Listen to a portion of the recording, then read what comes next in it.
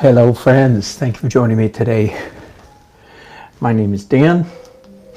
Maybe you already know that. And this is Dan's Art Adventure number 6. Woohoo! I wonder if it'll ever reach 1,000. Anyway, don't hold your breath. Day 2 on a plein air painting. Some of you know a previous series of mine did in fact reach 1,000. But that was a different stage of life. All right. I am working on a 30 by 40 inch painting that I started actually 2 months ago. No, 1 month ago, early December, in the lovely town of Asheville, North Carolina. Beautiful mountain town. You know what? Hang on just a second. Hello, everybody. Thanks for watching. Let me adjust my sound a little bit. We seem to be pinging out just a little bit into the red. So let's see if that's a little bit better quality. Hello, Uncle. Hello, Uncle Pink Ace Pie. Foxel Willie. Oh, good. All the gang is here. Appreciate it. All right. So this is very dry, of course. I did all of this on location. This is my second effort in the painting. And as you regulars know, and all you guys are regulars so far, when a painting is dry, I love it because we have lots of opportunity. The main one is that it allows us to do some glazes. And why that is fun, well, first of all, simply because glazes are always fun.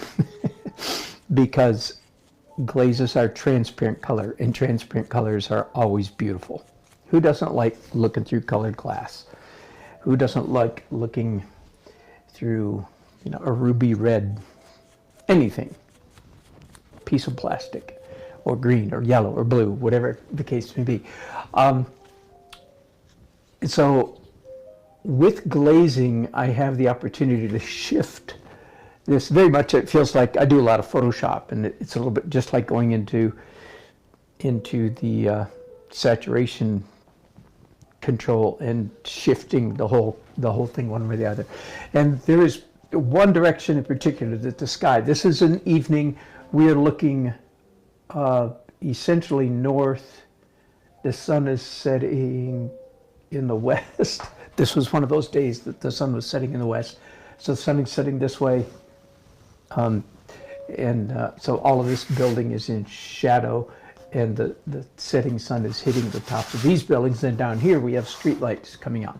And once again, as is often my habit, I'm exaggerating the effects of light just a little bit by making, if there was this much sun in the sky, the indoor lighting wouldn't be quite this intense. But that's a freedom I often take. All right, so I want to shift the color of the sky slightly away from warm blue, that is away from a greenish blue, and toward a slightly more purplish blue. So I just put pure ultramarine up there. Yeah, I think I like that. Oh, what else? Is there anywhere else I want ultramarine? I'm not sure that there is. Maybe we'll get down here. I have some photographs here, by the way. I went back in my Google Photos and printed out several. There's not one photograph that shows this whole scene very well, but these 5 do a pretty good job of reminding me what it is supposed to look like. I'm putting those brushes down. I'm done with ultramarine. Now let's just do some, I'm going to warm this up a little bit. And I'm going to use Indian yellow, and a little bit of Scarlet Lake. So it's a warm yellow. And let's see how this looks. Nope. Don't panic. I'm going to add, that's too yellow, by the way. So I'm now adding permanent rose to that. There we go. Okay, now that's way too intense once again. don't panic. Not that any of you guys would ever panic. I've seen all this before.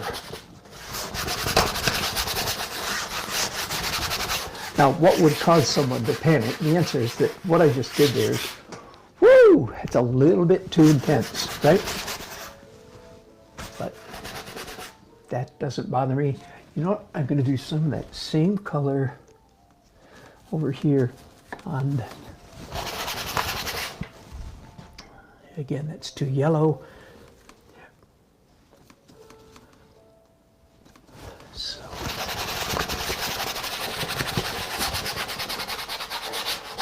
I'm not trying to indicate that this face of this building is in sunlight. It is not, but it's reflecting a lot of the warm twilight sun, absorbing it from the environment. And that actually worked very well. I'm happy with that.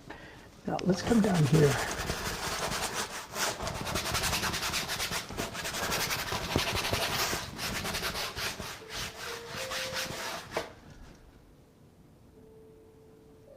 Ooh, that's actually quite nice. Nicer than I thought it was. That's a little expression of surprise there. I'm going to go to some dioxazine violet now without cleaning these brushes. No, dioxazine violet with permanent rose. Let's try that.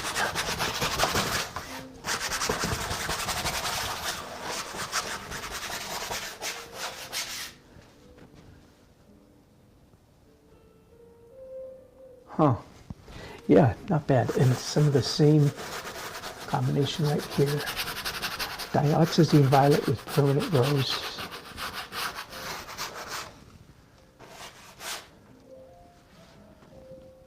Right, I think that's actually quite nice. So now all I'm going to do is pick up a clean rag and lift out some the yellow orange. It was a little too intense right in here, but when you're lifting out, of course, you're always doing it to taste. It's because the harder you push, the more vigorously you rub, then the more you're removing. So what I'm doing right now, I'm being pretty gentle. So I'm not lifting out too much at all, just a little bit.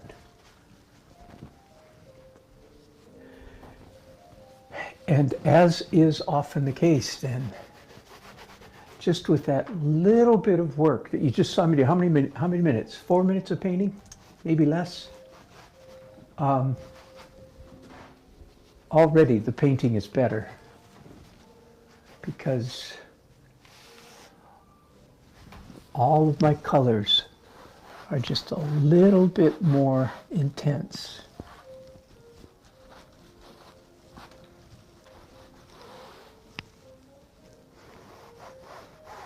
More intense does not always equal better painting, but most of the time it does. Given all things being equal, generally speaking, our eyes would rather have more color, not less, generally. And of course, if you're familiar with my work at all, I'm kind of I'm an exaggerated color guy. There's no question about that. That's just how I prefer to see the world.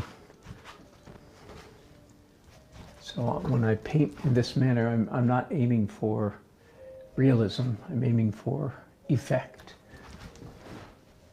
Wow. Again, the expression of surprise. I'm truly surprised. I don't know how well you can see that, but compared to what the painting was just a few minutes ago, now it pops, it sizzles a whole lot more. So that's the magic of glazing transparency. All right, now the good question, very good question is, so what do I have left to do on this painting? And that there's not an awful lot. The mistake would be to overdo it, of course. That's a street light up there, Uncle Junior. And that's one of the things that needs a little bit of definition.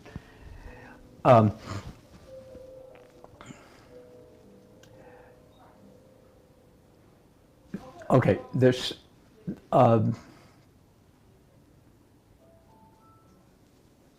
several specific things. One is, come on. One is a category of work. Sorry, I don't usually lick my fingers when I'm painting. I can't get this to zoom for some reason, so hang on, I'm going to pick you up.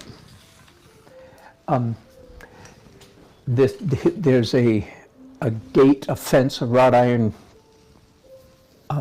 fence there that needs some definition. This area of these stores, the storefront, do you see how that's just kind of a muddy mess? That needs a little bit of definition, not too much. There's some hints of pedestrians here, but they're too vague. I want to add some more in here. Also, my cars in here are a little too abstract for my taste, and I want to add some pedestrians over here. So that's generally where I'm going. Where to start? That's a good question. I know. I'm going to pick up some small brushes, and I'm going to take a minute to draw with paint some of the things I just mentioned. Whoops, sorry.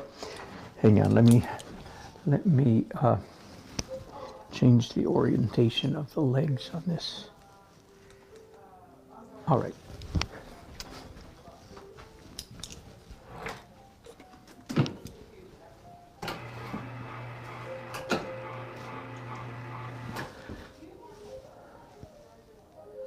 Okay, a couple of people right here. Let's add some brown to that. This is a dark, transparent paint is all I'm using right now. It doesn't matter what colors, it's just the fact that it's dark and transparent. I have some pedestrians right here, but frankly, they're too tall, I think. Let's do some more right there. All of a sudden, I sound like Bob Ross.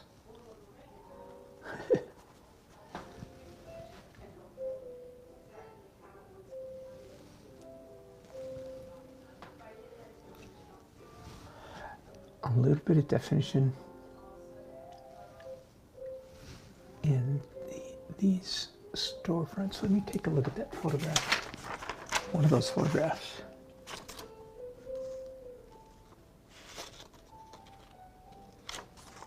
Okay. Yeah, close enough. Not exact, but close enough.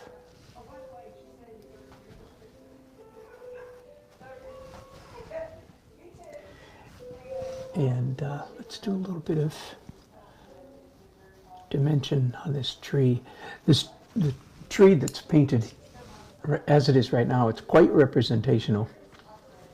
So anybody that is familiar with downtown Asheville will recognize the tree. I like to make it that way whenever possible. That is to say, when I'm doing a plein air painting of a city, which is one of my most common subject matters. I would like the residents, the natives, to go, oh yeah, I recognize that tree, right? Now, I understand many would not recognize it simply because they don't pay any attention to such things. Their brain just doesn't function in that way, and that's okay.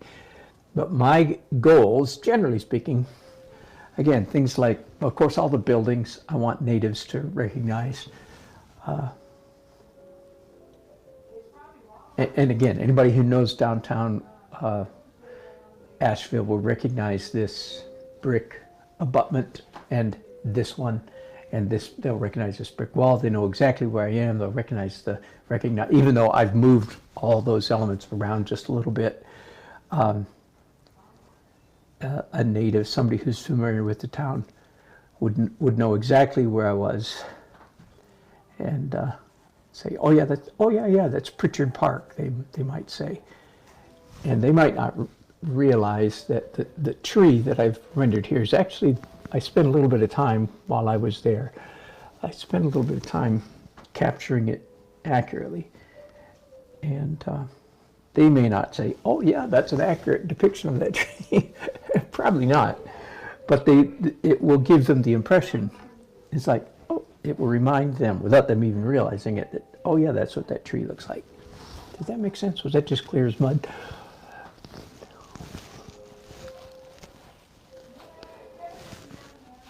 And of course, this was the first weekend in December that I was there. So the trees, of course, were all bare. It was wintertime for sure.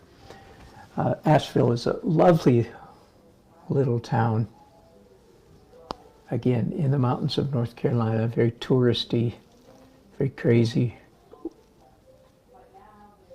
weird town.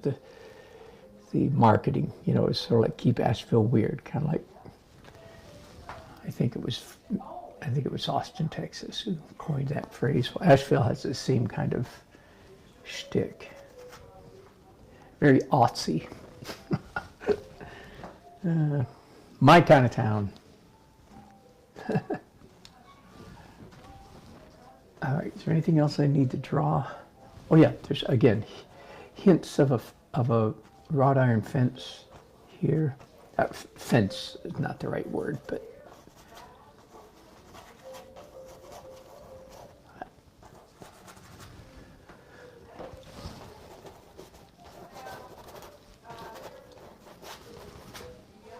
all right, that's done. I'm going to clean those brushes really quickly and then begin the more serious part of the day 2, which is light opaque highlights,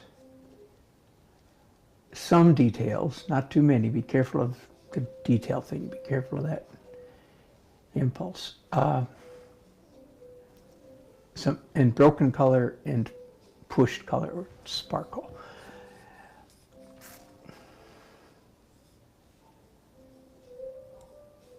I'm deciding where to go next. Hang on.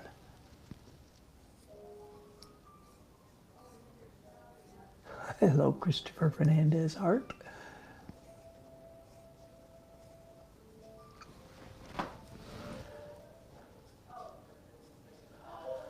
I'm trying to decide where to start. I'm not sure.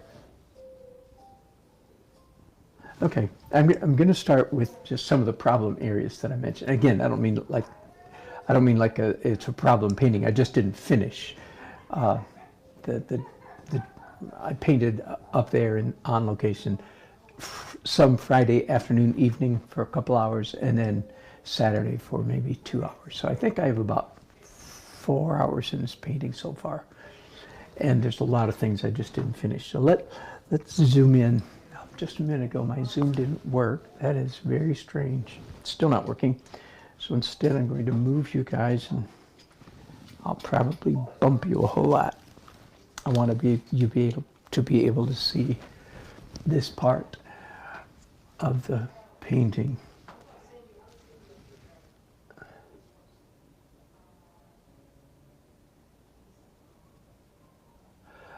I want a little bit more definition, explanation in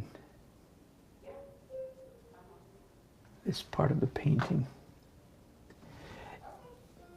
And the main way I'm going to try to accomplish that is by mixing up opaque colors that are essentially the color of what's already there. Okay, so I'm mixing it right now. I mean, it's these colors defy identification. Everything's gray. It's a little bit too light, almost exactly correct, but a little bit too light. So let's darken that. Some phthalo, some yellow ochre, but I don't have to redo the mark that I made. I don't want it all quite that light.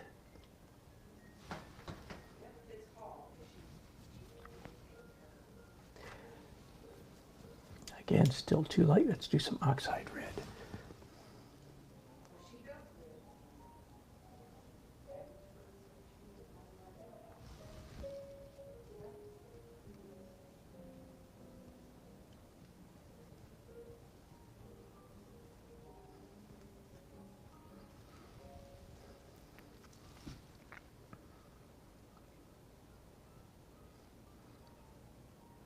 So I'm trying to see in my mind's eye, that's the edge of a window. See this line here between those two buildings? That's what I'm visualizing right there.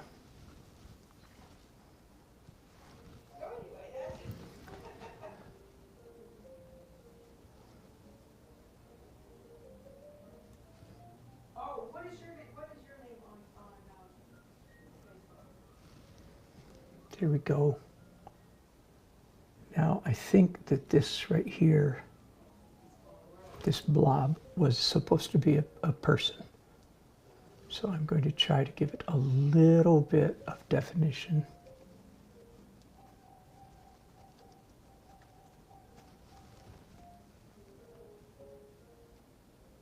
That's enough for now. First of all, why don't you leave that dark?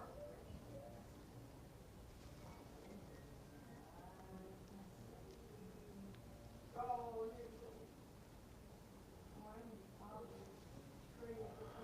Now, I will be the first to admit that right at this moment, I am painting a lot like Dan Nelson.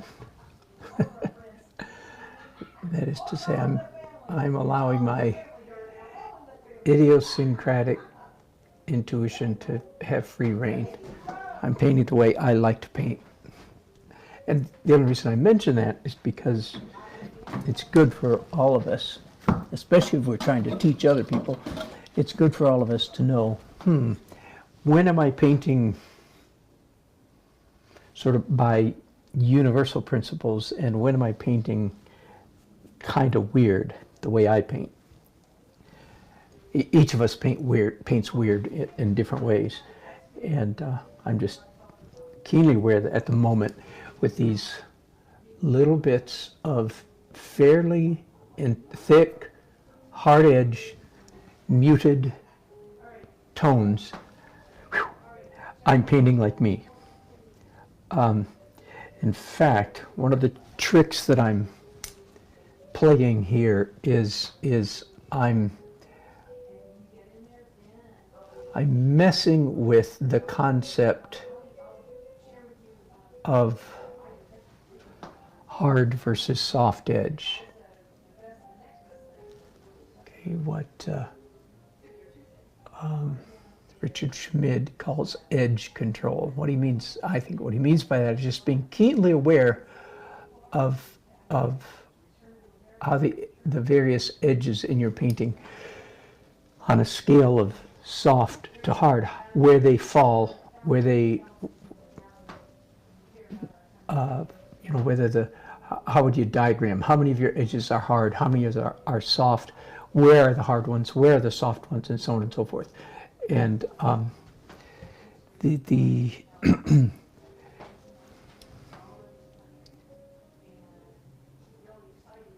on, I've got this fairly intense rust orange red on my brushes right now, and I want to use some of it up before I clean my brushes and move on to a different color. Generally speaking, I will say this, left to our own devices, most of us will overdo the hard edges and underdo the soft edges. So the antidote is always to try to hold back, to ride the brakes, not to do too many hard edges. All right, now having said all that, part of this rather idiosyncratic, the way that I, Dan Nelson, paint, is I'm actually literally applying fairly hard edges. Everything I just did. I'm going to clean these brushes, by the way, while I talk. And yet, they don't read, at least I hope, they don't read as hard edges because they are a very subtle contrast. They don't read very hard because the contrast and colors that I'm putting down are pretty subtle. All right, and again, all that's to just try to come up with a way to describe some of my idiosyncrasies as an artist, and I'm not saying to you that my way to paint is a good way. It just is what it is.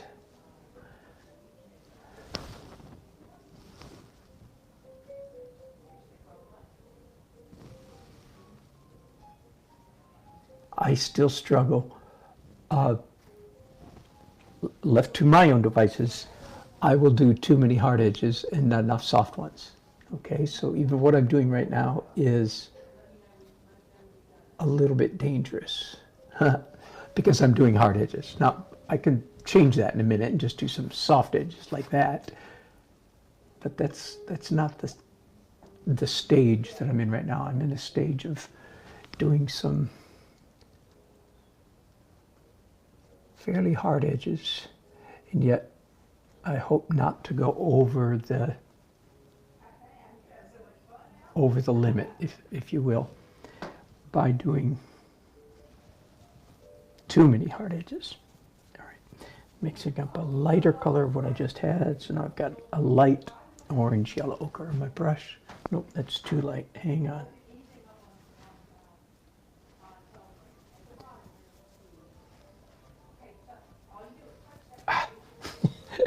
I just stuck my brush in a Scarlet Lake or orange, I don't remember, don't know which. And I just picked up way too much. Does that ever happen to you? You're mixing colors. Now, I mix colors with my brushes all the time. I never use a palette knife. I cannot remember the last time I used a palette knife to mix colors with. So,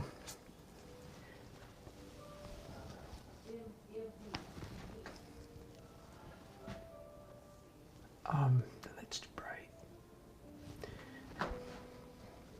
Keep going, mix a little bit more, and I know at times like this would be better if I had two separate cameras so you could watch my palette. Even though I think what I'm doing over here with my palette is pretty boring, but it'd be better than what you're all seeing right now, which is nothing. All right, I've got a dirty mustard color.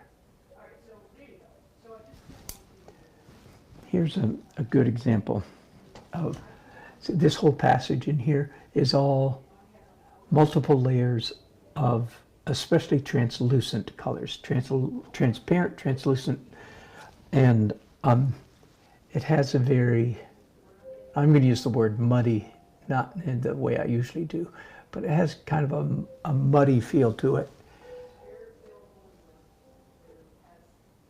It's too much of a good thing. So I'm coming back and doing, again, a dirty mustard color.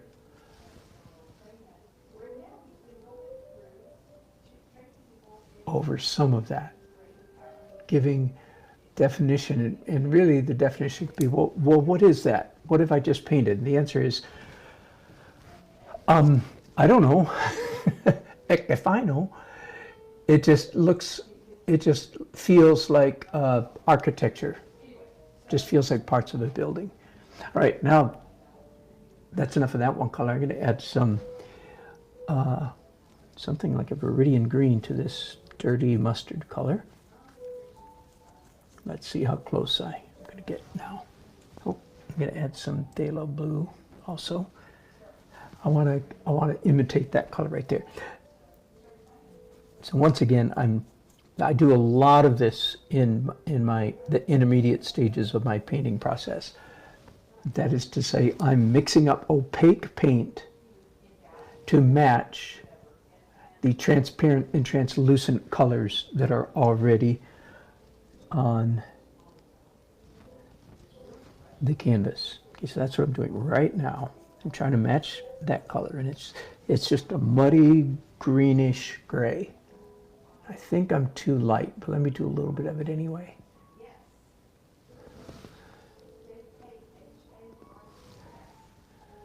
Okay, let me just for a second, since I'm right here, and since a minute ago I was talking about Dan Nelson's idiosyncratic habits, the way I just happen to paint. And this doesn't, I don't mean by that that this is a great or a good way to paint. It's just the way I do it. Now, I do it because I like it. But this line right here was a pencil. I haven't used pencils yet today in the painting, but I will. This kind of pencil, right? Jerry's Artarima Jumbo Jet Black. When I come back with this opaque color, as you can see, I painted right up to that pencil line several times. And that, for some reason, is a favorite one of my little tricks. I hardly know why. I mean, I could get real analytical and introspective and try to explain why I like that. Most of the answer is just because I do. One explanation is that having painted up to that line, that pencil line is now inside the painting. It's not a line on the painting. Like if I took a pencil right now and went, it would be a pencil line on the painting. Does that make sense? But as soon as I paint up to it and over it a little bit, so there's paint in front of the line, now that pencil line is inside the painting. And for some reason, again, I hardly understand myself, that tickles my eyeballs. I think it looks cool, looks fun, it's interesting, I like it.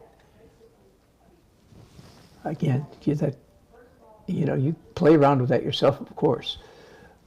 I'm not saying, and this is the best way to paint, I'm really just saying, for some reason, this is the way I paint. I'm not trying to be Dan Nelson.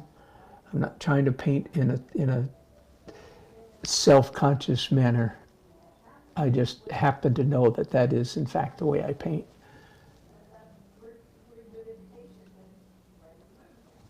I mean, everything I'm doing right now is very, very idiosyncratic. Again, these little blobs really would be the best word for it. There was a school of painting in the last 100 years called pointillism, right? Where they painted little points of paint. Well, my approach to painting is called blobalism. It's very closely related to blotchulism. And whoops, I'm sorry, I'm off the screen there. I'll come back now.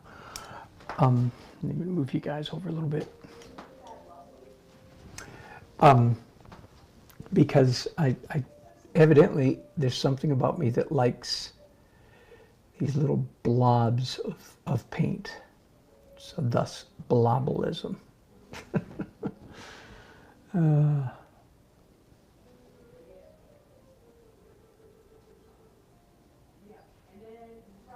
And now I've got a very dull greenish gray paint on my brushes. Very dull, very low chroma, very dull. So I'm looking for other places that will look good. I keep going off camera on here, so I'm going to back you up. I know you're getting bad glare. Sorry about that.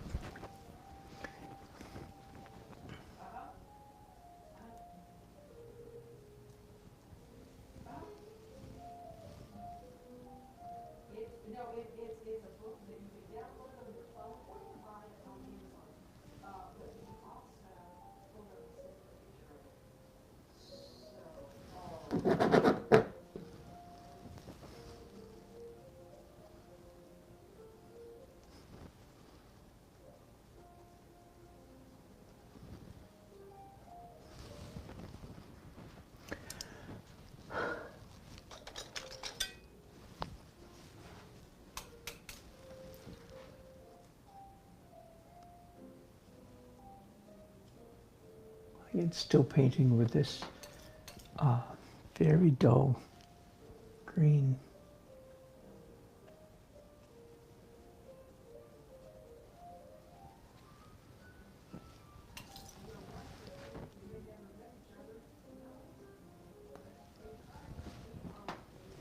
All right, I'm going to stop there just because if I'm not careful, I'll just keep going and overdo it. Let's come over here to this section, this part of the painting, where hang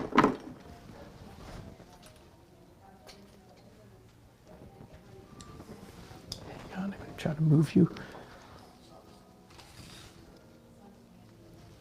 All right, see all this is too, I want it pushed back, I want it abstract, I want it subtle, but I don't want it quite that subtle. Again, the kind of verbiage that I use in my own mind when I'm asking myself,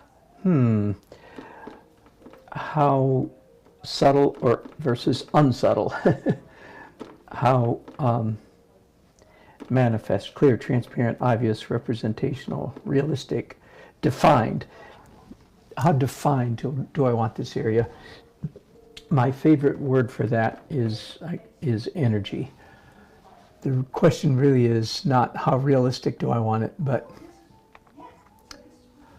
how much energy do I want here? And at the moment, this whole area, in my opinion, it is not quite enough energy. Now, I still want it to be, when I'm finished, let's say I'm going to call this an energy, on a scale of 1 to 10, I'm going to call it, right now, I'd call it an energy level of 3. And I want it at about a 5. So 5 out of 10, that's still fairly subtle, if you catch my thinking. But 3 out of 10, in my opinion, is too subtle. It's a dead area in the painting. So once again, I'm doing the same thing I did a while ago, which is trying to mix up opaque colors that are almost exactly what is already there in the painting. Just opaque and a little bit lighter. One tick lighter than what's already there.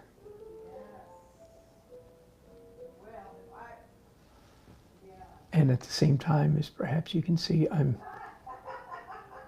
defining the architecture here just a little bit.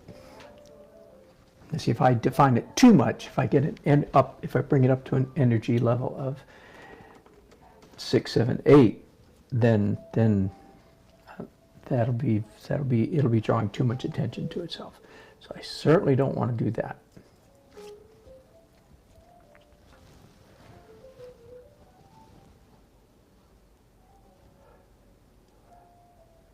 Several months ago, I went into my attic, which is where I keep a bunch of old unsold paintings. Some of them are bad, some of them are good. We've talked about this before. If you were in on any of those broadcasts, I did several trying to rescue old paintings, but it was quite the retrospective. I got them all out and laid them out in the hallway upstairs, where I could look at a bunch of my old work, some of it up to 15 years old, and I gained an impression about my paintings from that retrospective show. I was the only attendee of the show, and I was the only artist in the show. One of the things I discovered is, in my new opinion of myself, my new assessment of my old paintings, is precisely at this point that in many of my paintings, I allow the low energy areas of my paintings to remain too far low.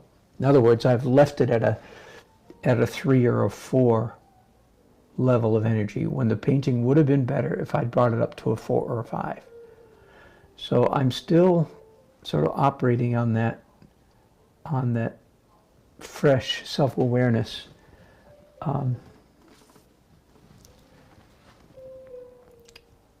I would say generally I've always been really, really big on dramatic color.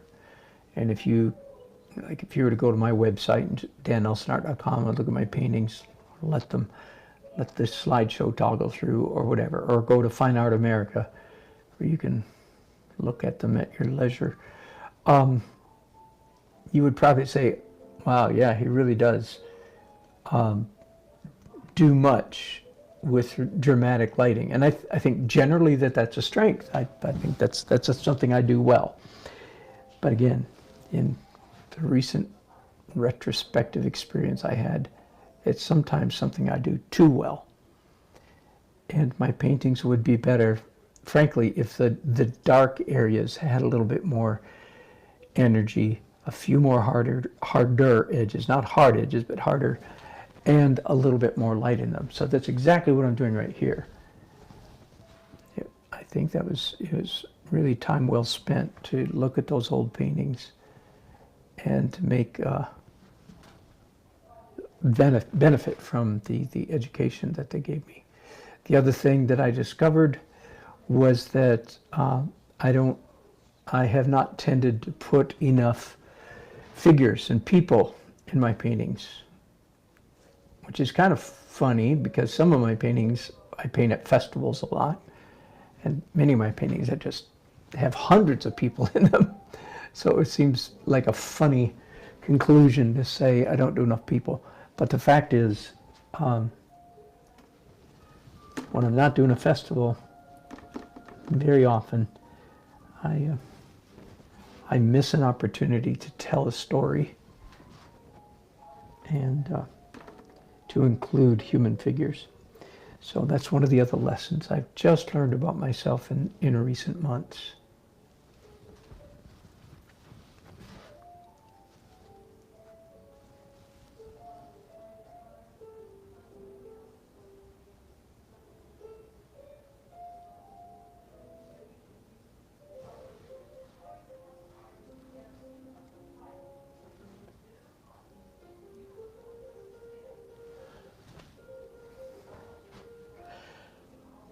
Everything that I'm doing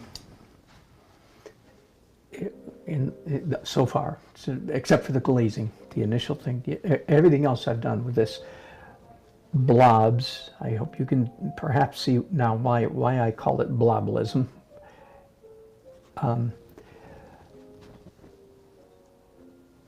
Everything I have done, and this is again typical of me, is very abstract. My bloblism painting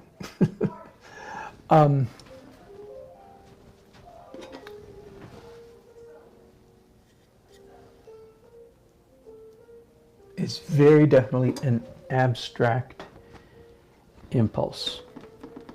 I mean, I'm assuming you can still see down here that not only the hint of a wrought iron fence, but it's clearer than it was just a few minutes ago, and yet it's still quite abstract, right? It looks more, the abstract marks shout louder than the realism of the wrought iron fence. You can tell it's a wrought iron fence, I think. Anybody could look at that and tell what's going on there, but it doesn't clobber you over the head and say, I'm a wrought iron fence. Instead, it says, I am abstract blobs that are giving you the impression of a wrought iron fence. I haven't talked about it for a long time. Of course, I haven't been doing broadcasts, so I haven't talked about anything for a long time, but in all of my, well, in all of my normal painting, every once in a while I'll, just for the heck of it, I'll do something, either abstract paintings, or I'll do hyper-realistic paintings, just for fun, just because they are fun. But other than that, when I'm doing my native style like this, I am aiming for a sweet spot in the finished product. I want the viewers of my paintings to see abstract things first and realistic things second. Having said that, I'm going to be quite careful, especially like up here when it's time to do some details on those cars. I'm going to be quite careful to make sure that they're accurately rendered, that there are not mistakes. That is to say that when I'm finished, one of those cars will not look like one of those Russian monstrosities from the Cold War. I don't even know what those cars are called, but they're, the ugliest cars ever invented. Typical, because they were created by a totalitarian, evil regime. So their cars were just ugly as sin. They're an absolute joke. They are an absolute joke now. I mean, they were an absolute joke the day they were invented, but anyway.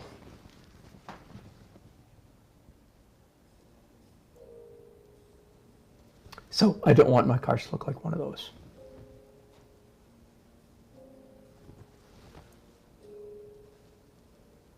I have now a very dull, very, very dull, dirty purple color on my brushes. And I'm just letting my eye float over the whole surface of the painting, asking myself the question, where would a dirty purple blob look good? Once again, my concern is primarily abstract. So, again, this is a good example of the difference between what I call the first half of our art journey and the second half. In the first half of your art journey, you're trying to learn how to paint stuff that looks like stuff. In the second half of your art journey, you're painting stuff that looks like paint. In other words, it looks like line, shape, color, design, value, texture, balance, tension, variety, and so on and so forth. The elements and the principles of design. In the first half of your art journey, you're focusing on how can I make this look like a fence? How can I make this look like a brick thing? How can I make this look like a building, cars, people, blah, blah, blah, blah, blah, right? And that, in my opinion, is a very, very important and appropriate phase or stage of the painting process. Not one that I don't recommend people skip over, young people in particular. And of course, many, many artists, they never do anything other than that. Once they've achieved realism, they're content to stay there, and that's okay. That's their business, not mine. But I don't believe it is, generally speaking, the highest level, whatever high means. High means that which elicits a pleasant aesthetical reaction in the mind of the viewer. Okay. My humble opinion is that, let's go back to this gate again for a minute. I say humble, you regulars are laughing when I call myself humble, but that's all right. In my as they say in Texas, my humble opinion, when the viewer sees this section of this painting and for a split second is confused, I'm assuming it's a split second, and then after a split second goes, oh, that's a wrought iron fence, right? So in other words, they I give them just enough information so that they're momentarily confused, and then their own brain computer goes, that's a wrought iron fence. That when that experience of, if you will, of discovering it for themselves, in fact, that experience creates, I'm doing some pencil right here, I saw a mark that I didn't like very much. That experience, that momentary confusion, and then the resolution, the brain, their computer going,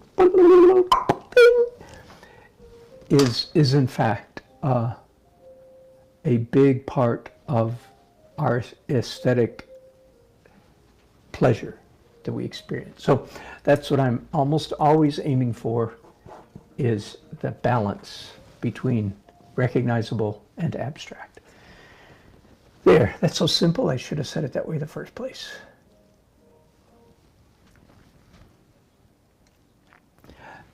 Again, the way I'm painting right now is pretty typical of me. I've got to still have this dirty purple on my brushes, and I'm looking for places that will look cool. And again, the way that works as an artist is I scratch my chin, so to speak, and I say, I think that this dirty purple will look good right along the edge of this tree. And indeed, I think mostly it does. Now, having done it, yeah, but it's just a little bit too predictable. So I have my depredictableator. This is my depredictableator. In other words, finger in rag, mess up. There's lots of, like the handle. This is also a depredictableator, right? Makes it all just a little bit less predictable. There, that's a new word. We make up new words on my channel. Anti-dotification is one of our favorites. But I'm gonna have to practice it. Depredictableator. That's a good one.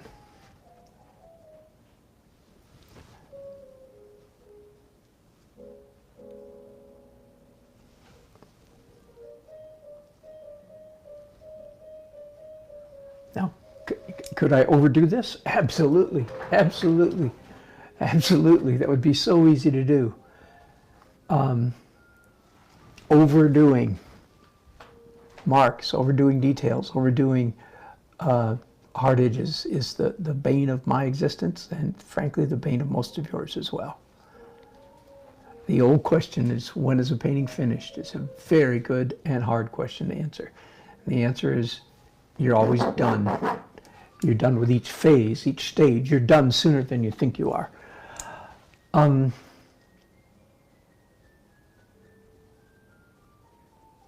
Okay, I'm going to just broadcast for just a few more minutes. Let me see what chats are going on here. Oh, hello, Monique. You must be late there.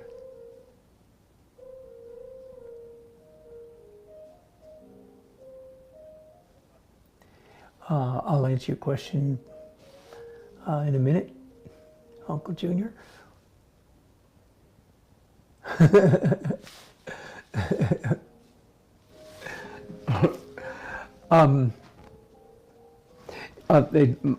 Uncle is asking about this blob up here. Yeah, it bothers me too. That's just because I haven't gotten to it yet. There is, in fact, a street light up there, and in fact, there it is. See that? Now, of course, just because it's there doesn't mean I put it in my painting. But when I was out there on the street several weeks ago, and I added that in the acrylic stages, I added that late. It's like, oh, boom, good, that worked, because otherwise this whole area, in my opinion, was too uniform. So I do like it. It just needs some work. Let me put these brushes down. Let's change gears considerably. And just for fun, I'm going to pick up some long handle brushes. So try to keep myself from getting too tight, too predictable. If I do that, I'm going to have to break out the de-predictable later again, right? All right. I want to come into some of the light areas of my painting. Whoops, I'm just about out of titanium white. You regulars know this. I use, for my titanium, I use Alkyd, the fast dry titanium white. By the way, this is the first day I have painted in over a week because I am now the proud victor over COVID. I started last Tuesday afternoon, started feeling just tired and punky. I was trying to work on the mural, the big mural I'm working on. And anyway, I ended up coming home about 3 o'clock, went to bed, and basically stayed in bed for the next 2.5 days. Out a little bit on Friday, out quite a bit on Saturday, a little bit more on Saturday, a lot on yesterday. I didn't get a nap at all yesterday. So anyway, so may I, if I were to bless you all with a blessing, it would be may you all get the same COVID I got, okay? No drama, no muss, no fuss, just 100% pure tiredness. That's all. And I'm definitely on the upswing. Oh, that's going to be too bright. Yep. I'm happily 80% back. I expect to go to work at the mural tomorrow. In fact, tomorrow might be a good day for me to take you guys finally and give you an update on this amazing church mural that me and my protege Luke are creating. Okay, so now I'm doing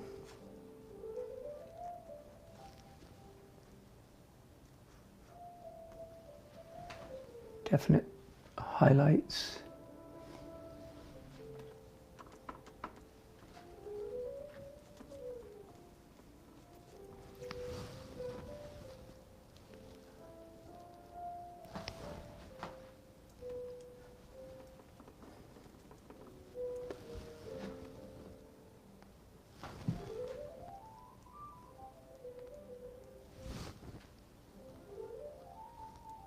One of the nice things about this stage of a painting process, I haven't mentioned this yet, is that most of the hard work of drawing is behind me, right? So I am not having to focus. I'm hardly having to focus at all on capturing, perspective and so on and so forth. That is part of the reason that I'm free to paint in such an abstract manner, right? Because the hard work's already done.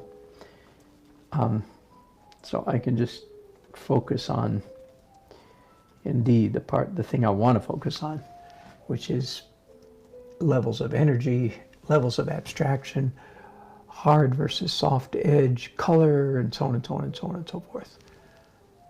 Because the drawing is already done. So.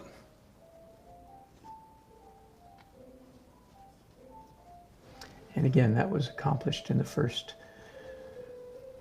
I would guess, 4 or 5 hours, maybe 6, I don't know, of painting when I was standing out there on the street painting. That's when I was doing, and of course, you regulars know I start out in acrylics. I start out by doing crazy abstract stuff underneath. And so on. So all the drawing, all the hard part of drawing was already accomplished before I got to this point. Okay, I'm just going to do a little more because I actually am in danger here of noodling this thing to death. I've done sort of the same kind of thing ever since I started broadcasting. Other than the initial glaze, everything else has been these blobs of opaque, dull color, right? And so too much of anything is too much. So I'm going to stop here pretty soon and then set the painting aside. It's nice when you have the luxury of being able to set a painting aside and come back to it later, because I'll see it with fresh eyes. And if I have indeed noodled this thing to death, then hopefully it won't be literally to death, and I can revive it by a few tricks. But thank you for joining me again today. I appreciate it very much. Let me bring the painting down a little bit and see. Again, I've got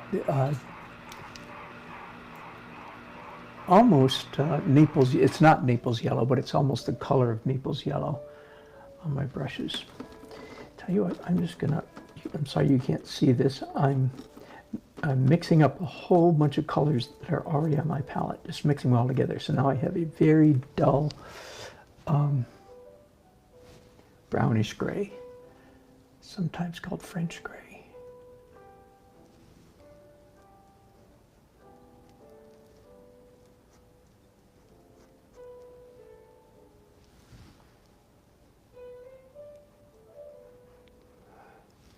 One of the steps that I expect to do on this painting, have not done yet, is I haven't done much, is broken color. So that is yet to come. That will be fun. It's always fun. It's always a little bit scary because it just seems like I'm going crazy. But usually after I do it, I go, oh, no, that was not too crazy at all.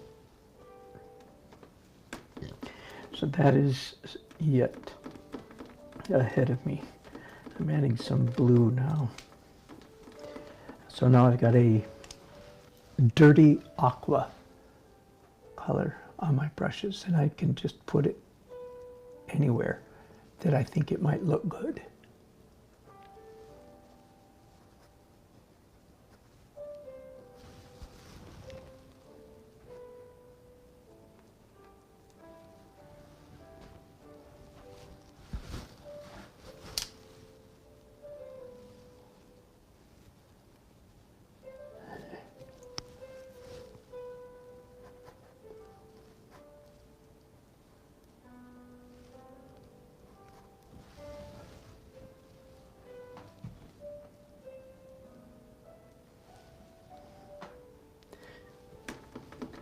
Add some dioxazine to that. It was kind of a dirty aqua. Now it's a dark, dirty periwinkle blue, purplish. Not using art terminology there, but designer terminology. Purplish.